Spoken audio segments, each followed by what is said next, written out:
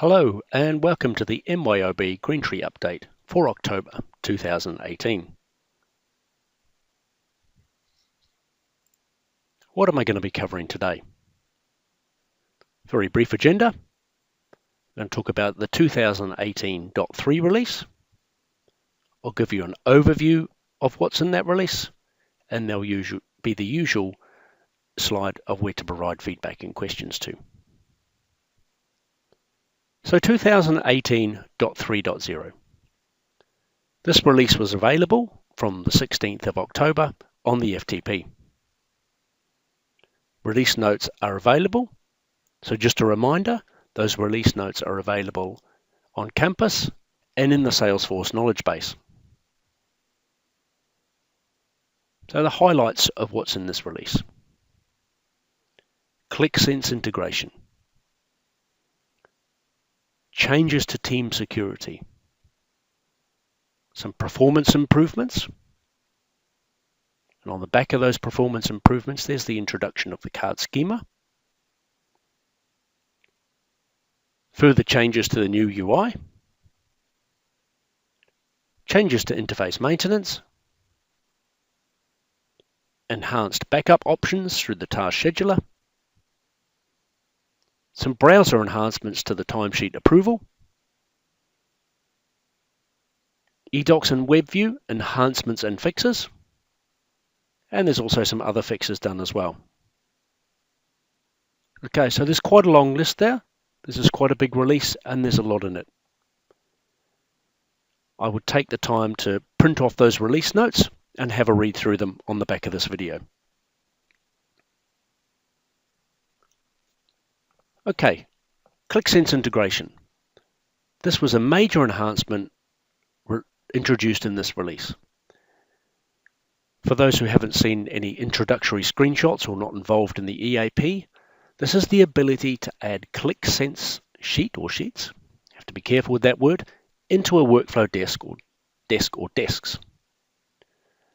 The release notes cover this in some detail, but I will be doing a separate document along the lines of a consultant's guide, aiming to get this published within the next 2 to 3 weeks. I guess you'll appreciate that there's quite a bit to this, and to try and cover it all off in this short video here was a bit of a big ask, so I've decided to do it as a separate document.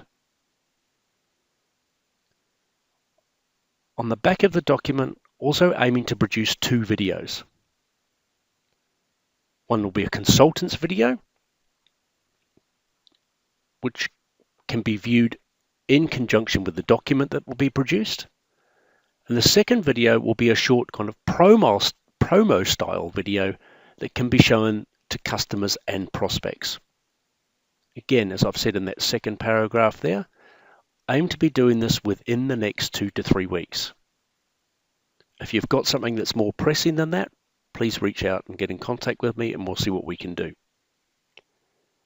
When these are available, I'll put up on the Salesforce discussion groups to let you know where they are and that they are available. Apologies in advance if you're expecting a bit of a demo of this here. There's just too much to cover in that. Team security. There has been some significant changes to the team security. There was an EAP or an early access program around this. So this affects both sites that are currently using Teams, as well as giving everybody an understanding of how Teams could work for new sites. I can speak from personal experience that we've all gone through the pain of trying to introduce Teams to generally larger sites and end up coming slightly unstuck with it. We've now overcome some of those hurdles. There's been a lot of work in the background done on this over the last few months. So for existing sites with Teams, this is what happens when you upgrade to 2018.3. Part of the functionality now is that you must have a primary team if you're using Teams. Hopefully that goes without saying. So if you are using Teams and there are no primary teams assigned, then the last team in the list is assigned as a primary team. Hope that makes sense. Obviously, if there's only one team, then that team will be assigned as the primary team. Hopefully that goes without saying as well. If a primary team has been assigned already, then there's no impact. It's not going to automatically default to the last one in the list. But remember, that only impacts if you are using teams. It's not going to go away and create anything. For new sites intended to use teams or prospects that you might be talking to about using teams and how these might work, you must have a primary team. A message will be displayed on saving if you don't create that if you don't assign that, as a primary team. And I apologize again, the screen is looking quite busy. There are some comprehensive details in the release notes about how teams are now working from 2018.3 onwards. But I would also be complementing that with an additional documentation that will be available on Salesforce Knowledge Base within the next 1 to 2 weeks. This will be worth reading. Please read this in conjunction with the release notes. And again, I've put this in bold at the bottom of this slide. If you are doing an upgrade to 2018.3 in the next couple of weeks, the site's got teams and all of a sudden are a bit concerned about it, please contact me and I can talk it through in a bit more detail. More than happy to help. Just reach out to me.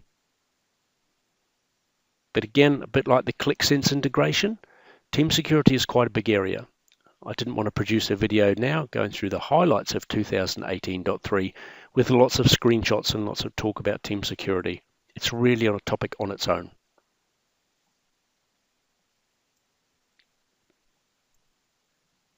Performance improvements. I think everybody's probably aware that this ongoing work, and this is still ongoing now, so past 2018.3, to improve performance across Greentree, especially in the areas that have been noted for having issues in the past.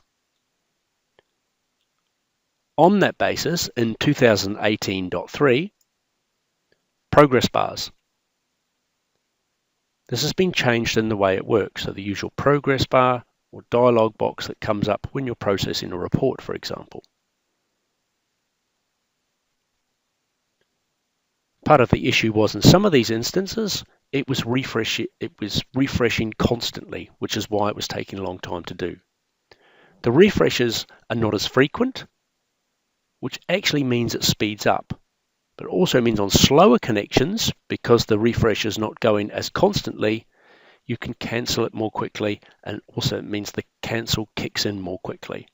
I think we've all suffered in the past where we've gone, oh no, we've made a mistake, gone to cancel it, and it takes ages then to slow down and cancel. That's now been removed. Also, the progress bar has been moved to the top left of the screen. There is a screenshot in the release notes, but it also makes it less invasive and it's not putting it over. You suddenly realize you've run it for a 10-year date range because it's hidden behind the progress bar.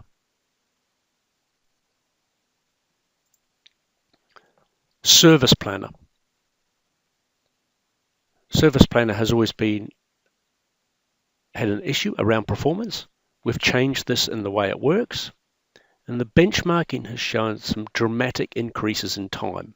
Our benchmarking shows a 75% increase in the speed and how it's refreshing. This will obviously vary from site to site, but I think you'll see some big improvements in this area.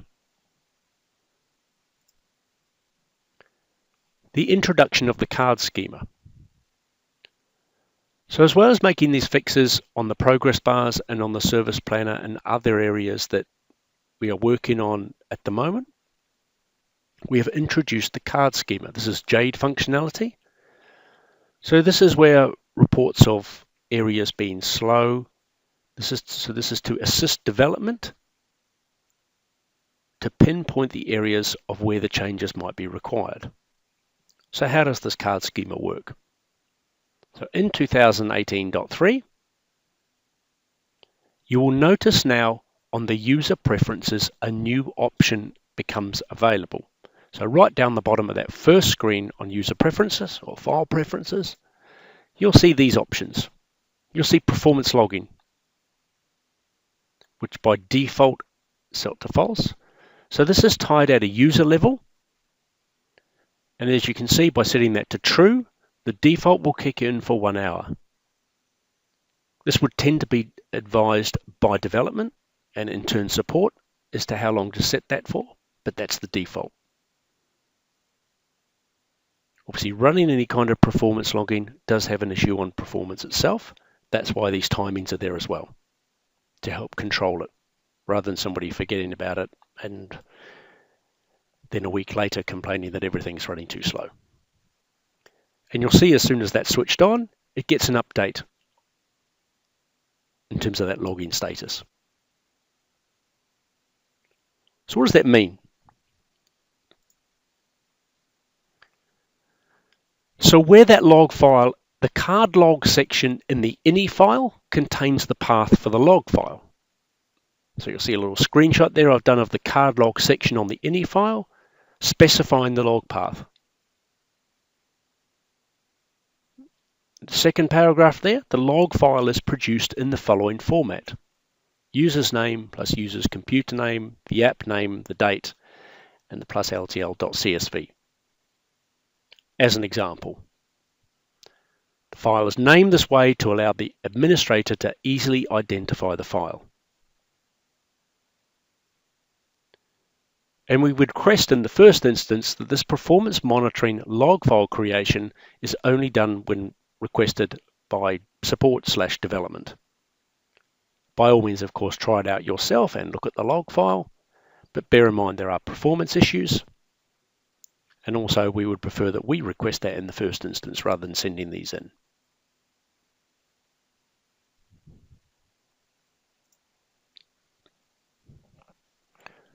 Further changes to the new UI. We are still working our way through the changes that people have requested and issues that have been highlighted to us. So what's changed in 2018.3?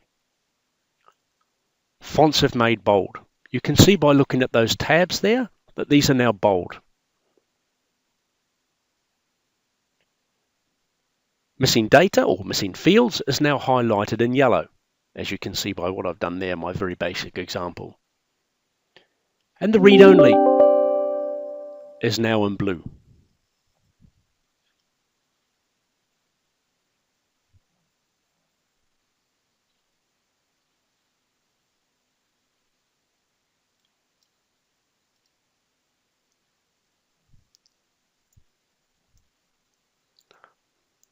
So on the back of that further changes to the new UI, we've reintroduced the colors in the file preferences. So you can see those defaults there, the read-only is blue and the in error is yellow. So you'll see those back in the file or user preferences.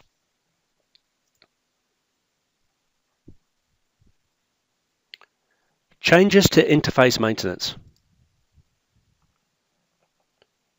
There's been some changes to the way this looks and behaves.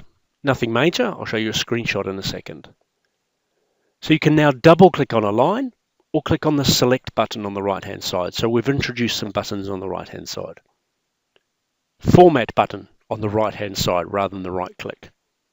You can move fields up and down. Again, a button on the right hand side. And a delete button as well.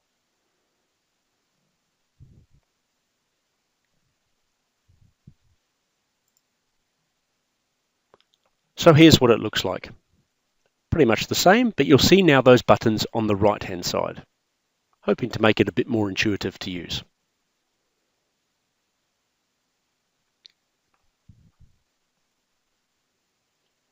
Enhanced backup options. The online database now takes a backup of the web root folder. So you'll see an option there, it says backup binaries and web resources. So now the bin64 system and the web root are all backed up. Additional directories can be backed up using the select additional directories option.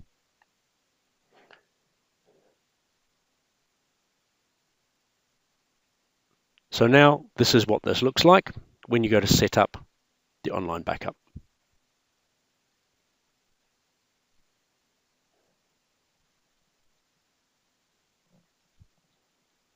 Okay, continuing the theme with jumping topics, browser timesheets. We've made some changes to the timesheet review. So this is where timesheets can be approved or rejected on the browser. So what we've done, we've added some additional columns. So we've added the job code and the job description, the activity code and the activity description, and the work center code and the work center description, as you can see from that screenshot that I've placed in. Apologies, it's a bit squeezed up there. It's quite from a landscape point of view, it's hard to fit on a slide. But I think you get the idea of what's there, plus those words. So what this means is now that all the line details are shown on the timesheet review screen rather than previously having to drill or double click to go into the timesheet itself. So for example, if you look at the last 3 lines on my example there, being Chelsea Cork on the 26th of October, you'll see that Chelsea has 3 lines there going to 3 different jobs. Those are now displayed there. In the past, it would have been displayed as 1 line, as it shows in that grey line, the 3rd one from the top, where it's just got the 4.5 hours. So you're still seeing that 1 line. You can approve the whole lot, or the 3 individual lines that you can see. Several partners pointed out that it was becoming quite cumbersome, especially where employees had multiple, and they mean 20 to 50 lines for one day. To glance through them all, it was becoming quite onerous to double click, review them. So we've introduced this into the timesheet review.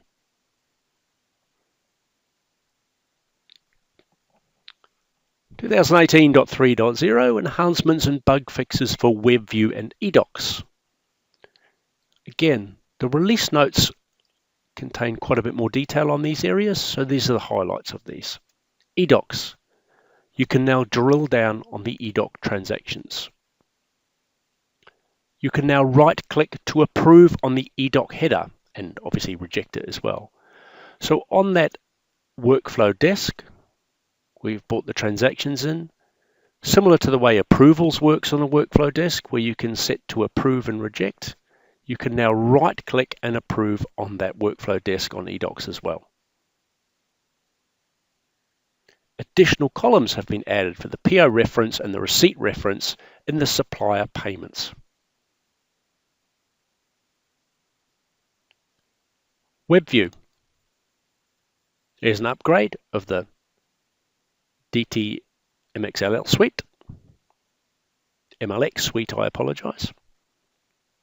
There's some updated VRD files.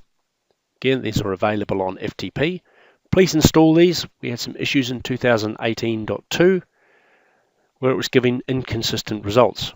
So please update these VRD files. So it's the enhancements, bug fixes. There are also fixes come out for eDocs and WebView. Please see the release notes for the details of what those fixes are.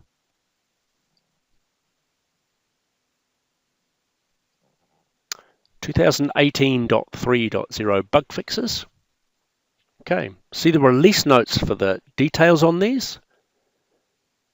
But just to show, as well as the enhancements that we've introduced around the ClickSense integration and around the significant changes around team security and the other bits I've been through, there are also fixes for these areas.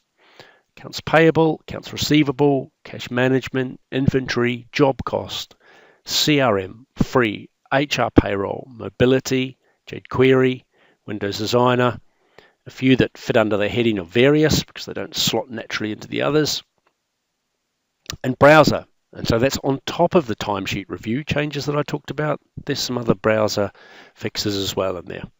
Again, please see the release notes.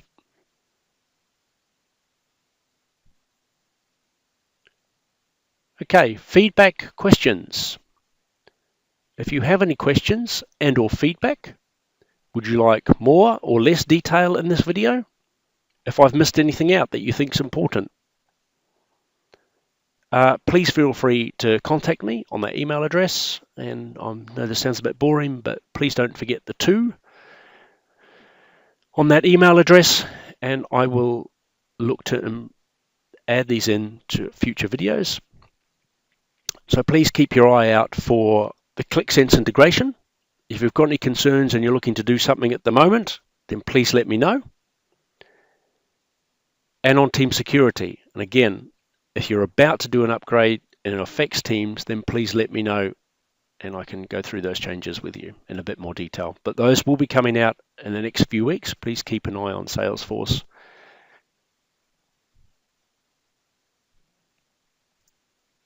Other than that, I'd like to thank everybody for watching, giving your time. Any questions, please let me know. Thanks.